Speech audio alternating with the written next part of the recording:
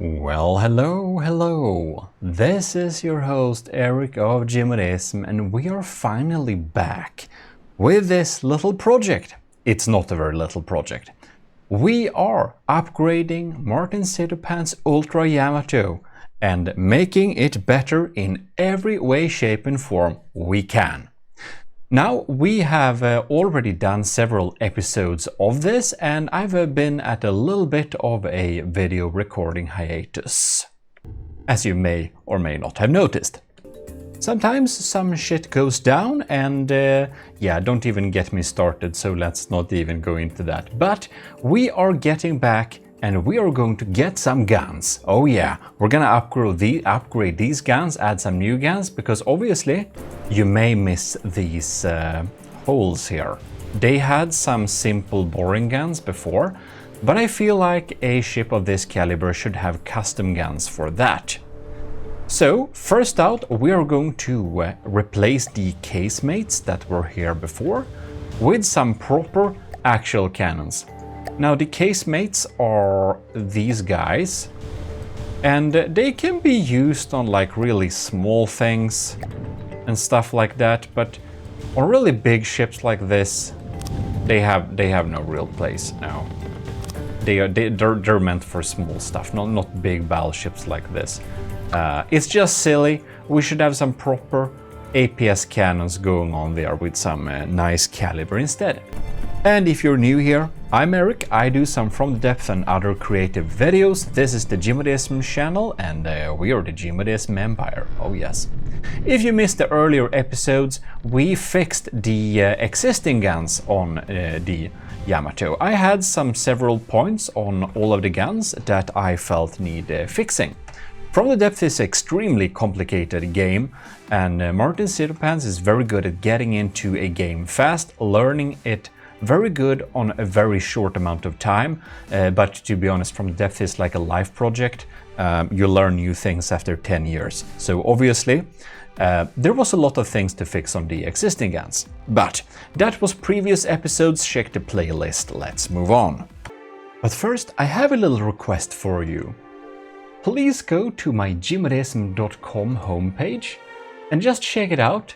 It's a little bit work in progress, but I basically built it from scratch to, I don't know, look nice. And I just want some feedback on what you think about it. I got in a little bit of feedback before, so I fixed the spelling issues. But yeah, please check it out and tell me what can be improved and what's nice and if you like it or not. Made it from scratch, basically. Well, not the code, but the website design I made from scratch, to be clear. So here we are, and to begin, we'll need to design a little turret. So we're gonna select a one-axis turret. It's gonna be pretty small, so we really need to utilize all this space. I think it's gonna be too small to EMP insulate, but yeah, we're not gonna use this paint for this either. Anyways, we should just be placing some blocks here. We're gonna go to advanced cannons, and I'm going to invent some nice looking designs here. That's gonna be, you know, pretty small but still decent. Maybe with an AA mantlet like this. And yeah, we'll see. We'll see. I'll play around with this a little bit. Alright, so I made a turret and I think it looks pretty darn cool for what it is. I opted for 2-meter autoloaders, and yeah, this is what it is basically, a little turret. Yeah, we'll have to wait for the different views to load in every time because there are so many blocks. But anyways, I try to min-max this pretty hard for the size. Obviously, it really needs it because it's really small. We have 12 RPM, basically, and we are... I don't know what shell we opted for here. Oh yeah, I did. Already fixed that. Yes. It's a new day, by the way. So here you can see we have 140mm. This gun is. We got a base bleeder to make it a little bit quicker. We got a secondary heat. We have an armor piercing frag with a secondary heat. Basically, it tries to be a little bit of a jack of all trades, this thing. Oh, and for the commissioned officers, this turret exists inside of here as well. Yeah. It's called the AOG GTM 140 for 140mm Mark 1. Yes. And a smart little tip when building turrets, you can see it's T3 or T5. This is the diameter of the turret, T17. And then we have X, so we have 2, we have 8. And this is obviously how high the turret is. So you can see if it's like this tall, it will fit in this space. So yeah, I think that's a neat little trick to be able to easily place down turrets that I think everyone should use. Or do another system, but it's a nice system, I think. Now, I did open up some holes here. And here as well. And if you're wondering why have we opened up holes here, well, in a YouTube poll some time ago, you all voted for Hell, Rain, CRAM mortars.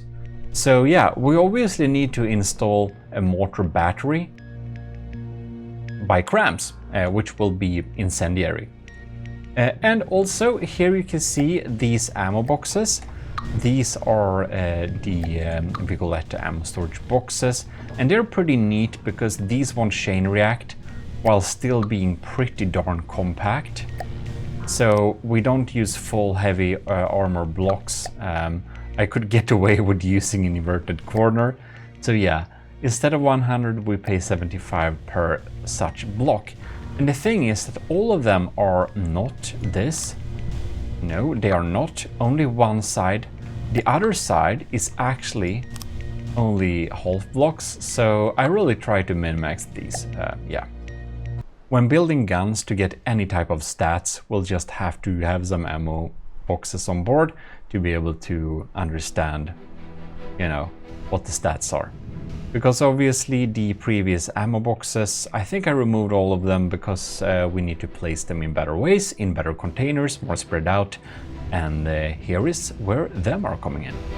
I built some more turrets. You know the super boring wood look of the deck of the Yamato? I fixed it with a similar but more neat and nice looking shade of wood.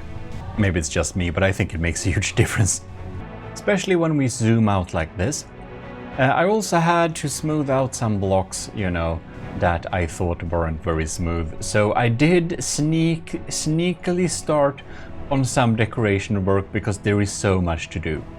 What I have done, however, is place down the turrets we made. The M140.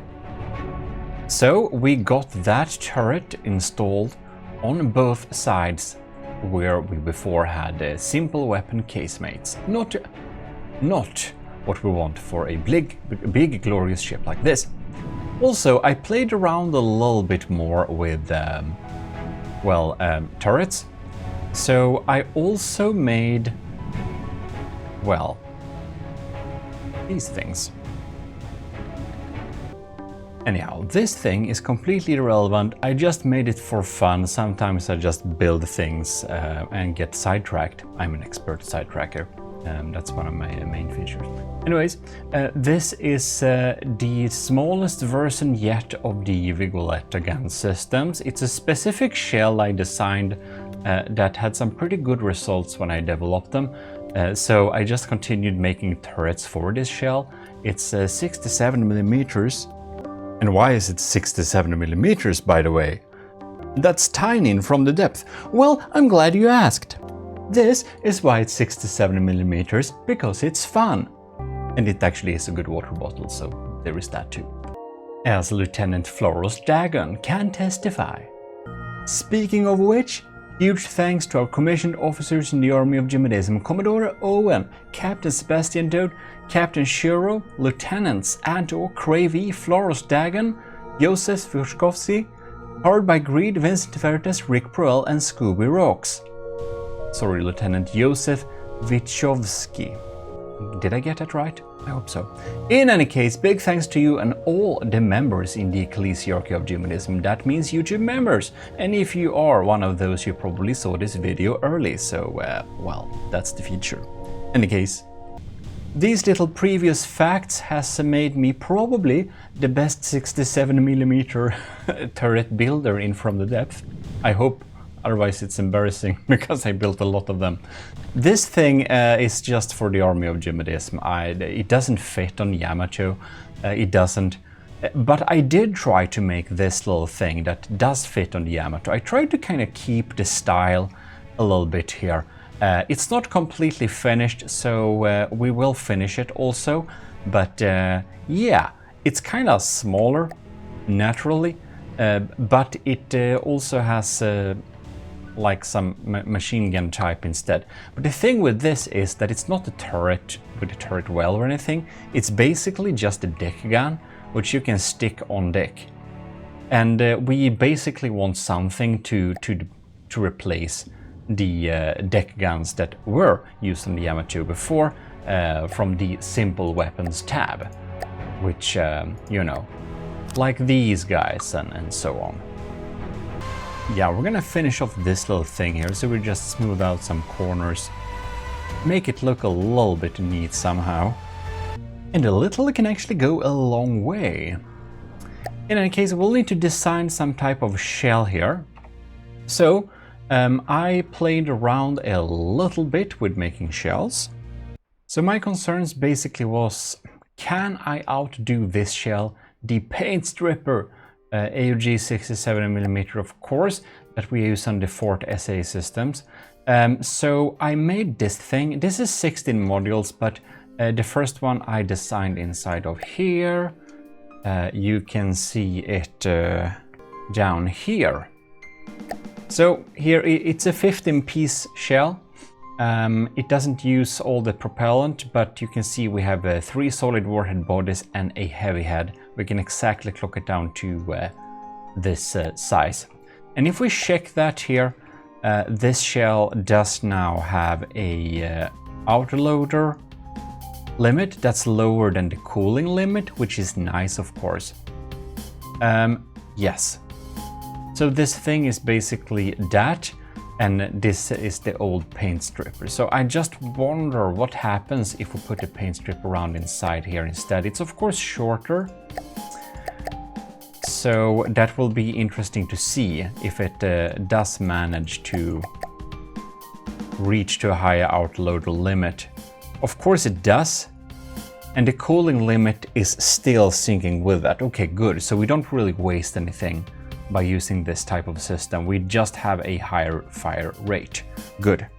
I was worried that the cooling would be overkill if we had a smaller shell than we need. And if we want to like place down the blocks here, you may wonder, why is this 16 module then? Couldn't you make 15? Yes. If I make 15, instead of this last one block here, there is this one and this one additionally, which not only costs 5 more materials, it's longer. Why? I can just set one of the propellant to be 0 basically. So sidetracking as always. I made this thing. It's a sniper round. I saved it down, it's pretty neat. I guess it's been done mainly, millions of times before. But in any case, it's really fast.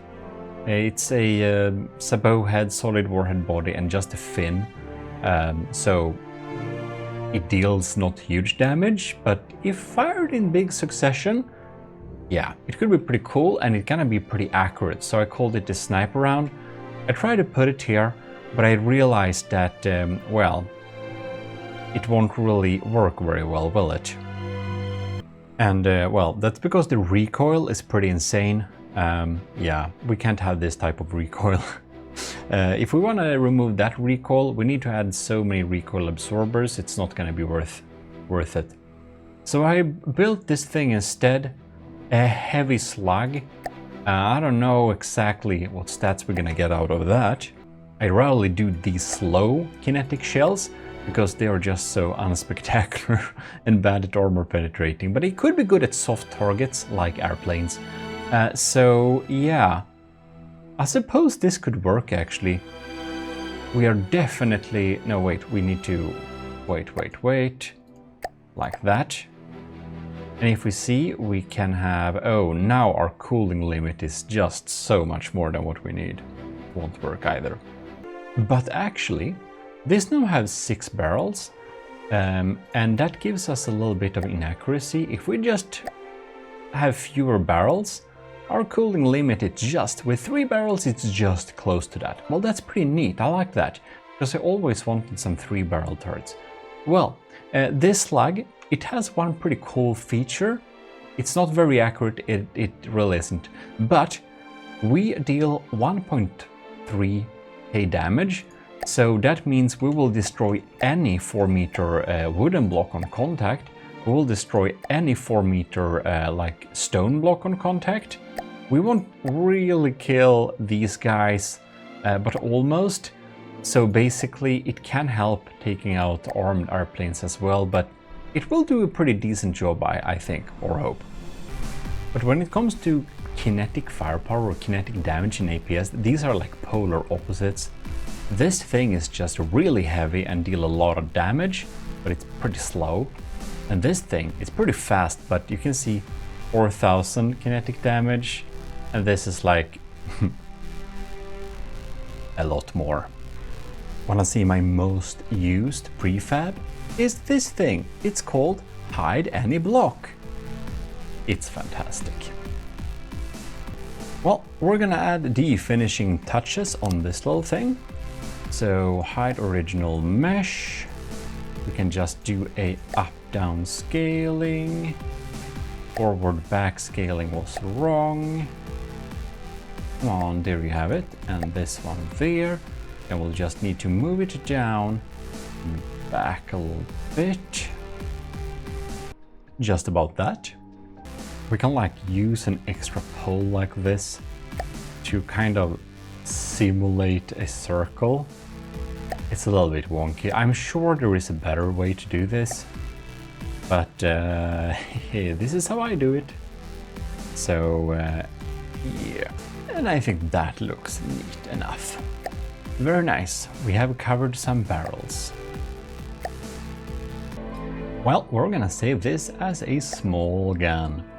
And the good thing that we use these kind of slow high damage shells is that even though you might like the idea of having a lot of AA systems on a Yamato battleship, this is a battleship, it's gonna fight other battleships in from the depth, which means that we need damage types that actually can hurt the enemy, and this big, slow, or it's not big, it's just 67mm, but it deals a lot of damage for its size. And we want that when we're shooting at other big targets that are gonna be pretty hard to miss. So we can now have this deck gun and put in places. Well, we just created a shell inside of here. It's the heavy lead slug, mate. And we're gonna assign this to all intakes. So basically, as you might imagine, these are the types of locations where we're gonna plonk down these turrets on naturally. Well, now we got some. Here and here. Here too. Down there and probably some other place I forgot. Oh, and one thing I just couldn't stand. These that are not placed as decos, but actually placed as engines. Well, I had to install engines on them. Pretty efficient engines at that, but I just couldn't have it that we have decorative parts like this here and there that are just, you know, cost like 100 material each and they didn't do anything. So now at least they are actual engines. Maybe air condition, who knows? Details, details.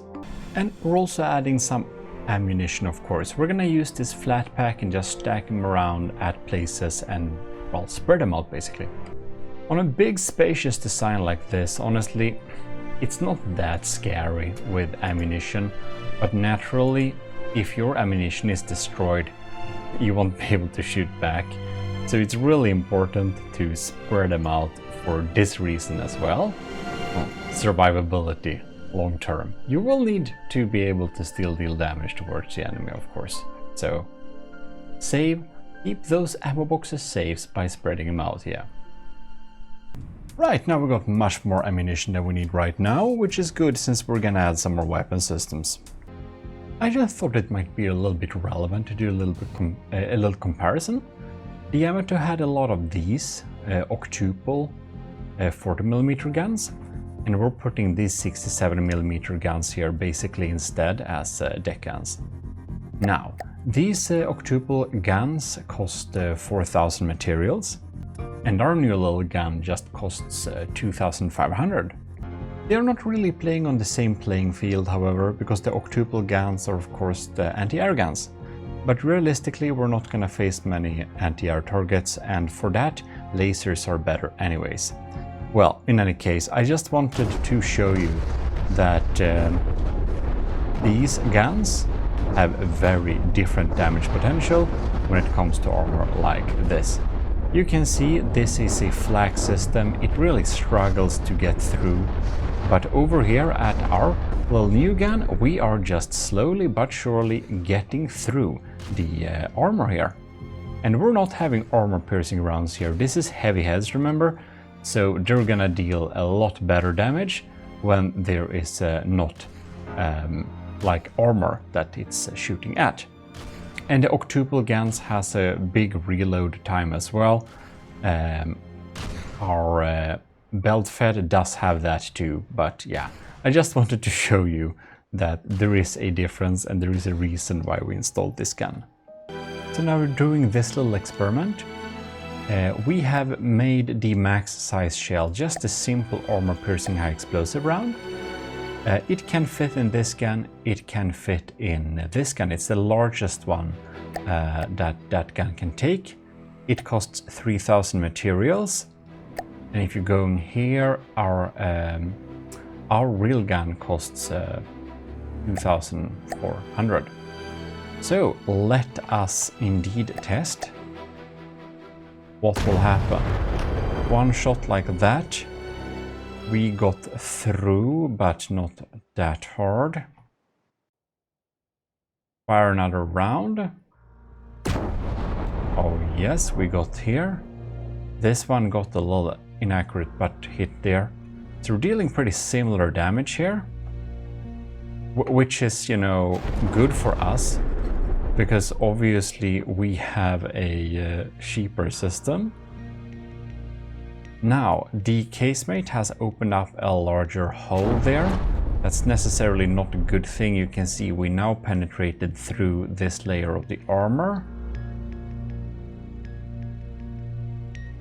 So yeah, we are dealing very similar performance, if not a bit better. Which is interesting. This is obviously drilling like a bigger hole in here, but at range, this probably means it will miss more as well. Having a sharper hole here is of course better. And if you see here on the inside, the explosive damage is spreading and dealing some more damage here too. Well, in any case, thing is, this is cheaper, this is more expensive, and this doesn't have the optimal shell loaded. It just basically has this shell. So that is the reason why we are bothering with replacing simple guns with our own made guns. They're better, and I'm glad. I'm glad this little test indicated that as well. Now, there is a fun little topic we have to take on. And this is the front-facing torpedo. We have this bulbous bow here, and we obviously have to put a nice torpedo inside of here. We had some polls before on how it should look like. Also, god damn, look at this bulbous bow. It is rough. Yeah. I'm going to build a simple little torpedo system here and smoothen out this bulbous bow a tad bit. Obviously, even though they are just less efficient in general, we are going to go with huge missiles. Of course we are. So yeah, we'll need to clear some space up here, and yeah, this will be boring, so I think I'll cut this part away. Ladies and gentlemen, look at this much smoother bulbous bow. It's not perfect, but as perfect as it can be, I think, hopefully. Well, in any case, here we got a huge gantry. We got a big, huge missile, I mean. Well, as promised, we will decorate this little missile. We have the missile set up here, and naturally, I'll just go into here and select a munition decorator set. So now we have our free ability to do whatever we want with this missile, and you may or may not remember the polls I talked about before, but if you don't, it might be for the best. Who knows?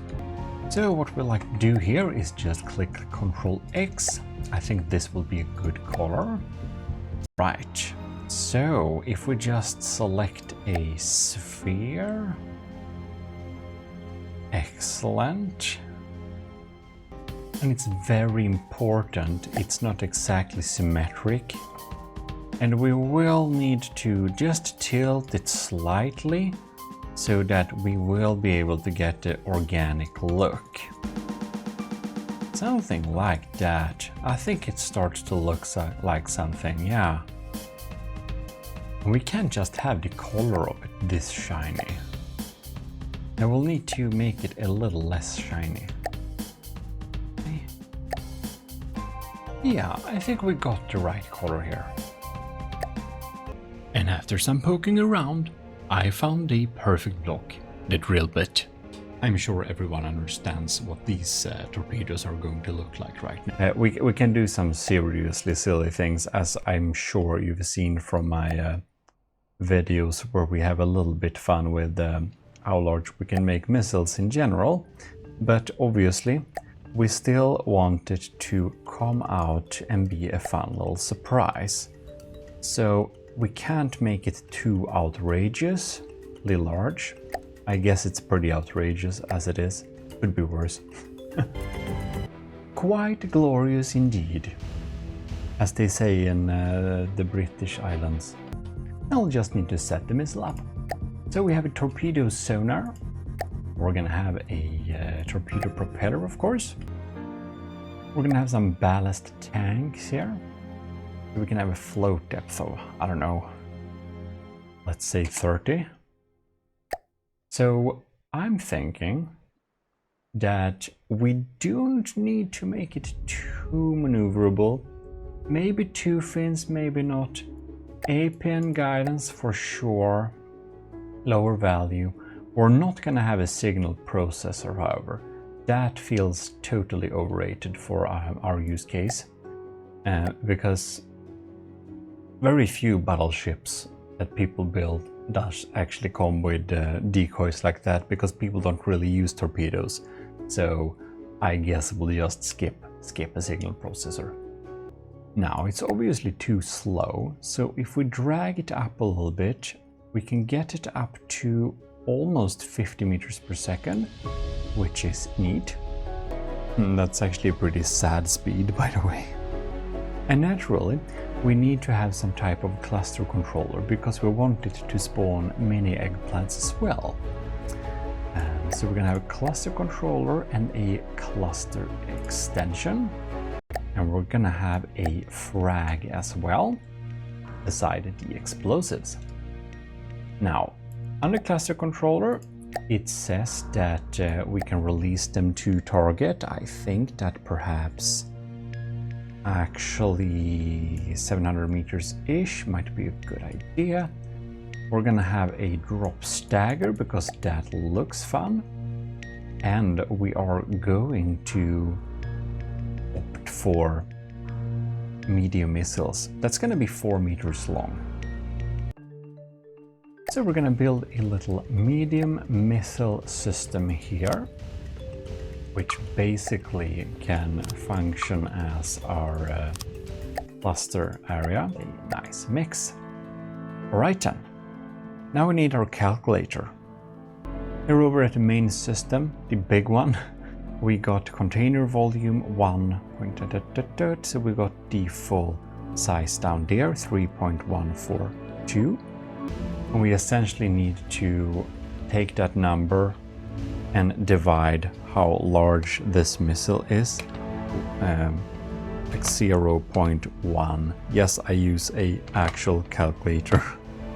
So we got the ability to carry 16 of these ones. Naturally. We have a very important little thing, and I think it looks perfect as it is actually. Don't think we need to change that. Very nice. Very nice. And we'll just need 1, 2, 3, 4, 5. Well, we'll simply have to test the system here. So I did set up a 1 turn as well to make sure that it actually fires. And I realized that we also need to remove the failsafe because it didn't want to fire apparently. Which is strange, but whatever, that's what it thought. Yeah. Let's spawn a little crossbones. Oh yes. Glorious. Oh, look at it go. Look at it go. I just love that it's just pointing downwards like this. Fantastic. This is a peak gaming moment, ladies and gentlemen. We have reached peak gaming. I'm slowly descending to martincitopants level. I don't know if that's a good thing. It's very fixated with these kinds of shapes. I'm kind of worried that the crossbones will be dead before we reach it. Look at them go! Aren't they cute? They're like extra small and fat. Ah, and they just get here. Barely get here in time. I just love the fact that the torpedo has trouble of getting there in time before the ship is like dead already. Ah, excellent. Excellent. Man, our last episodes of upgrading these weapons have really made them super scary. Now the only thing we need to add here is, you know, CRAM mortars of hell rain. You didn't want the proper backhand slap packs, so I guess we don't have them then. Oh yeah, and there is not like you could have chosen 2 options either, so yeah. But that's what they call fair, isn't it? Right then, so I cut out 2 spaces here. It's pretty empty inside of here, but obviously we want some pretty big CRAM systems. I'll see if we can make them fit here. Depends on how large we want here. We are a little bit crammed, so I think I'll move this battery.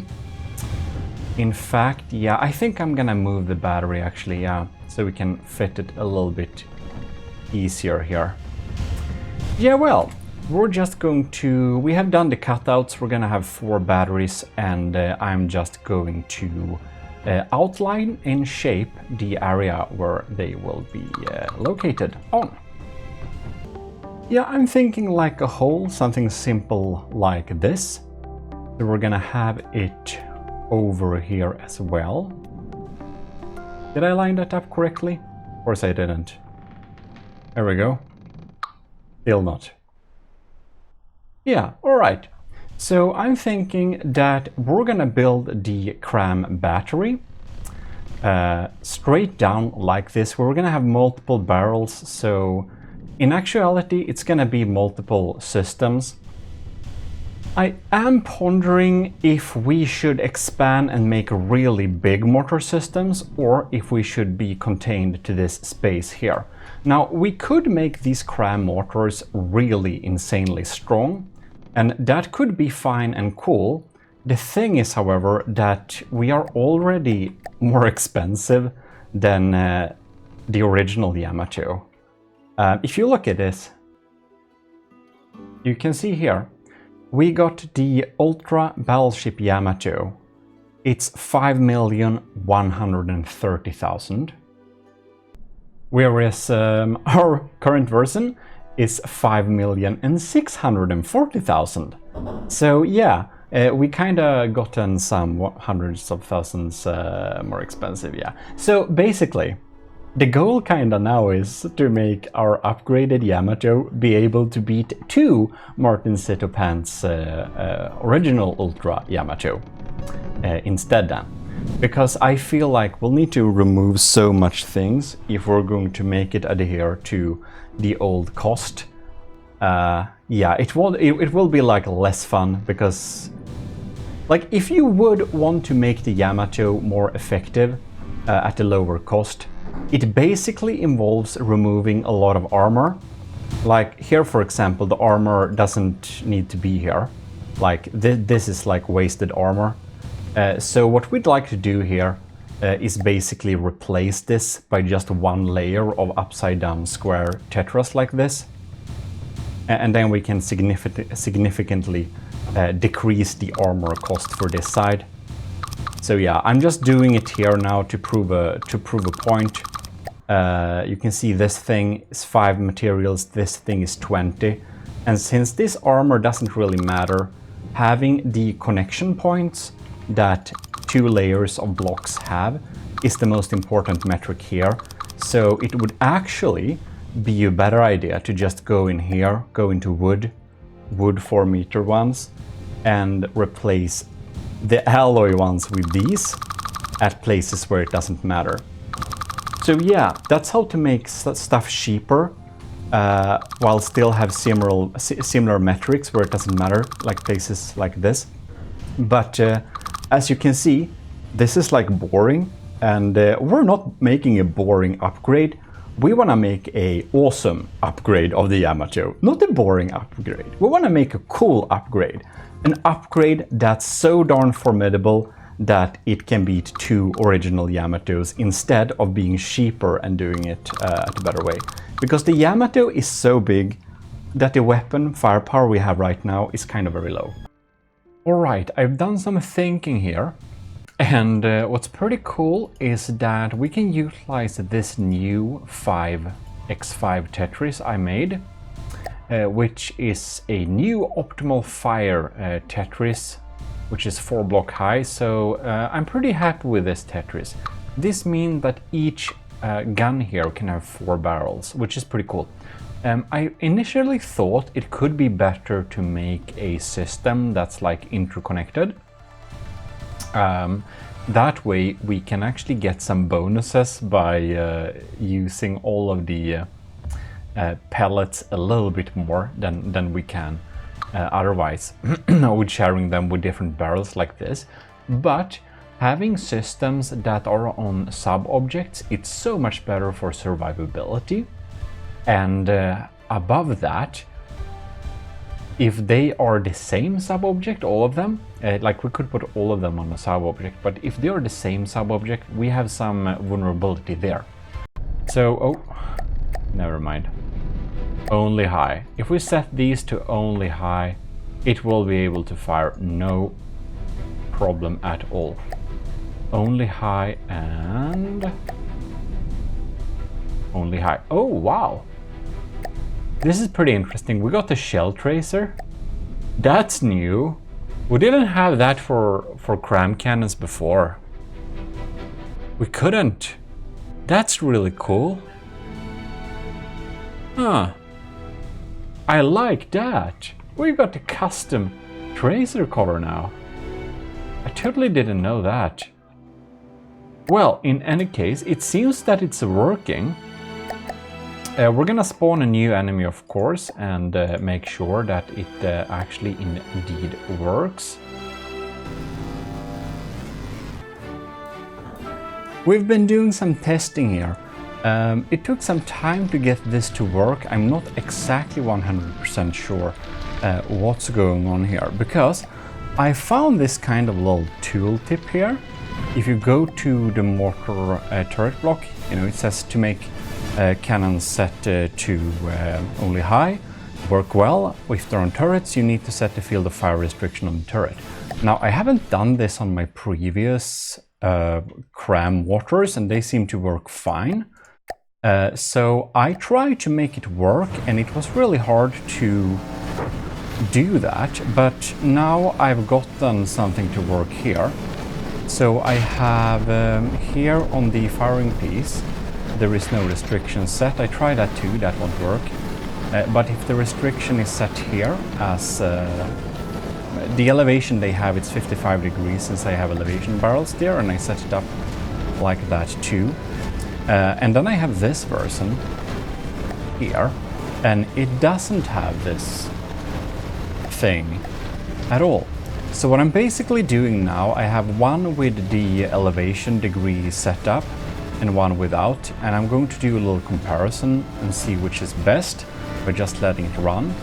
We're also testing inertial fuse with like 0.1 degree change versus hollow point, because this is an incendiary mortar, so we want it to explode basically on the ship, not like under the water surface as we usually do. In any case, we just need to let this run a little bit, and I'm gonna try some different iteration. If you set this up, however, do remember that you need to do some math, because it will be minus or positive 90 degrees, since that is the angle we are going out from. So the max elevation, if you have 55 degrees elevation movement on the CRAMs, is negative 35 versus as max and minimum as negative 145. A little bit strange, but that's how it is. Alright, ladies and gentlemen, the testing has been concluded. I basically set up a enemy, put them both in God mode, and went away and had dinner, and now I'm back. I don't know what happened to the Megalodon, but whatever. So we got the results here. We got 1%. It's abysmal results. It's unimaginably low. This is like 2%. I don't really know what happened, but it honestly seems that when I did the test before and now, that it doesn't really matter very much.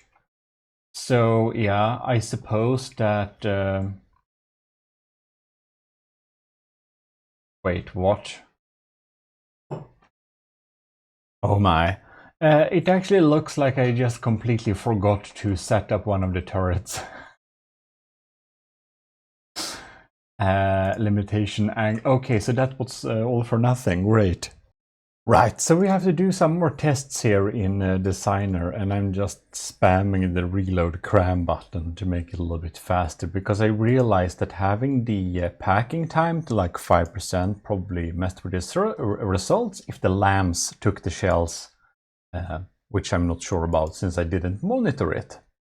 Alright, so here we are. We have done the tests. We set fire to our own ship a little bit here, but whatever. So basically, the results are as following. I have put up some different, well, fusing boxes here as well. We're just gonna repair all. So in this little fusing box, we have time from first impact, and we got the score here. We need to look at the barrel. Let's just remove all enemies first. Right, there we go. So, if we look at the barrel, you can see shots hit fired. And this is, as I said, time from first impact. This is time from first impact again. 20%, 20%. And on the yellow fusing box, we got inertial, so explode on angle change. We got 17.5 and 17.5. The results are identical. The blue one, we got hollow point, so we got 20% and we got 20%. And the pink, we got 25%. And again, here 27.5%. And it's time from launch, and we got a laser targeter, so it will explode in the proximity, which basically means we get hits when we have near misses. We don't have the proximity fuse like we do for missiles, but good enough for the fire to catch on. In any case, 27.5%. It seems that the results, if we have the constraints or not, doesn't matter really at all. But since this one did have the constraints and we have slightly higher results on this, we are going to take the fusing box with time from launch on this system and put it to the rest. The barrels have also been elongated for a little bit higher accuracy during these tests. We might keep that or not. So we completed the turret with laser targeters and the right amount of gauge increasers. We moved it up to be, well, 1600 millimeters instead, so a little bit bigger, a little bit slower reload, but also getting through sieves a little bit easier thus. In any case, I'm going to cover this thing up and make it look neat. We're just closing it off with a nice little, well, sphere to make it look neat. So even though the part with having a fixed turret here on a elevation turret or a spin block or whatever wasn't successful at all really, we did manage to make a pretty neat little mortar system here. So I'm gonna save this thing and basically install it. Alright, I moved this to the side a little bit to be able to fit them now that they go a little bit deeper. You can see in the front here we have added the mortars. We got 4 of them as a battery there for some nice symmetry. And we're gonna add 5 of them back here instead. Just like this, and you can see we need to clean up some wood blocks in a little moment. Next one, and next one. Man, we're boosting our firepower a little bit here, that's for sure. Wood blocks that are blocking the turrets. Right, so then we just need to add something for the turrets to stand on. We're just gonna go with a good old heavy armor beam, just like that. And for this one back here as well, we might not only rely that they are connected to the hull. I feel like that's a little bit dangerous there. You know what? We're just gonna connect them to each other like this. And one of them should be able to keep it together, right? Yes. Then we should save before we do that. But I just did it. Right. I think, honestly, I may want to install some mortars here in the back as well. Not in the front, but I'm gonna investigate one in the back as well and add maybe some more. They're not that expensive. Oh yeah. We can add a nice little battery here in the back. Nice. We're closing in on 6 million cost, so that's not great exactly. It's gonna be a fair bit more expensive, it really is, but we added a bit of firepower. But maybe we can make it a little bit cheaper later when we check out and update the armor. Because there is some materials to be restored there. But then again, maybe we should just focus on beating 2 original Yamatos instead and call that a proper victory instead. Yes. Ladies and gentlemen, let's spawn a Megalodon and just check out what these CRAM mortars can do. I must say they look pretty decent. I set the firing speed to 180 meters per second, by the way, but let's just see what our CRAM mortars can do. Now, we are setting fire to these, well, lines here, but these lines are temporary. Of course, we're gonna replace them with proper mimic ones later, so there is that. But let us indeed see. I think they move around here pretty neatly. They look. I liked adding that sphere there. It really added to the type of realism. The Megalodon is down to 95%. I wonder if like any of them had time to hit yet.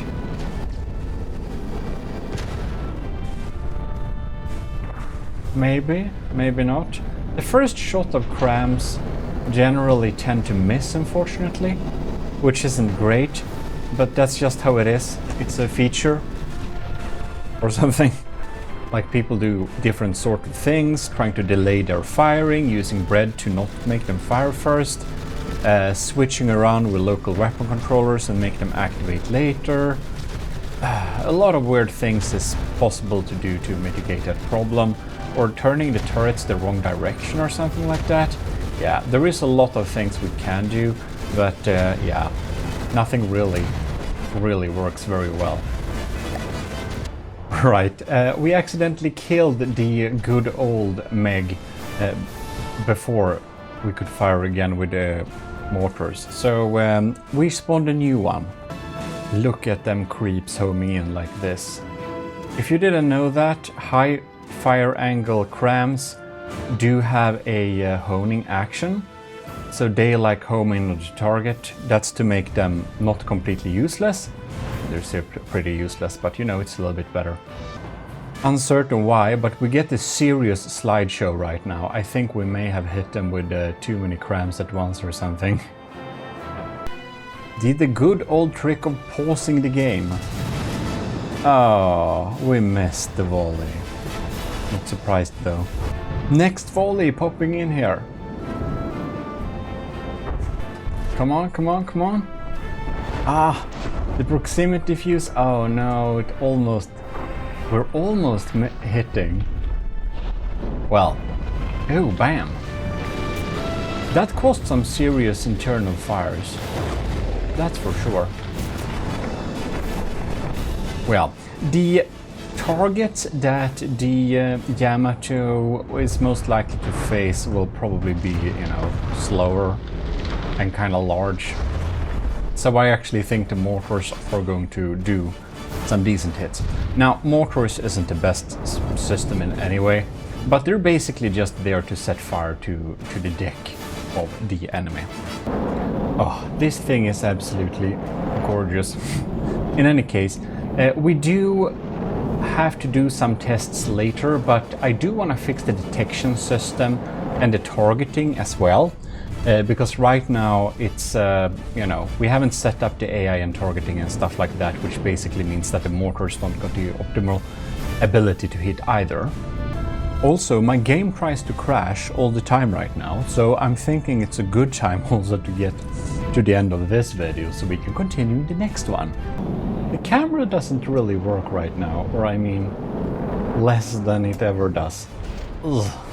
Well, I should probably save this thing before the game crashes real, because From the Depth XE not responding just showed up. But where are you going? The Meg is over here. Look how sad our current armor setup is getting when faced with the Meg's hollow point shells. Oh, poor thing. Hey, where are you going? Oh my, this looks pretty terrifying, even though we are in degraded mode. Look at all of these shells. You know what? I paused the game. I think we'll have to watch this thing in slow motion. I think this volley of the mortars are gonna finish it off. Oh, I need to tune some of that laser tuned stuff.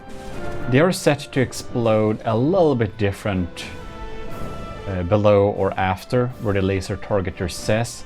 I think the ones that are set too high would only work against Gimli type of superstructures, which is not like optimal. But obviously a ship that's in this state, you know. It should be said also that incendiary mortars isn't the best idea either, but it's a fun idea and I wanted to do it. So that's why we're doing it. But generally we want to have a pretty high explosive, a lot of frag as well. But make them explode like 10 meters underwater, something like that. Will get will do about maximum damage to most ships, because they put like important things underwater, and you know, explosive also gets some bonus damage when it's underwater. Well, anyways, I think the Meg is in a reasonably sad state now. I think this will be a great end to this video. Well, with that said, thanks a lot for watching. You make the channel. And huge thanks to all of you, because the channel has reached 70,000 subscribers, if I didn't say that recently, because that was like last week, but whatever. So thanks a lot for all these subscriptions, especially if From the Depth was one of the reasons you subscribed. In any case, do check out my other channels, the Gmodism and Relaxism channel there, for some extra From the Depth content as well. And do tell me in the description, one, what you think about the homepage I have it now. That's a little bit work in progress, but you know, what do you think about it? And what should the next Yamato refit video be about? That said, this is your host Eric of Gmodism, and we are signing out.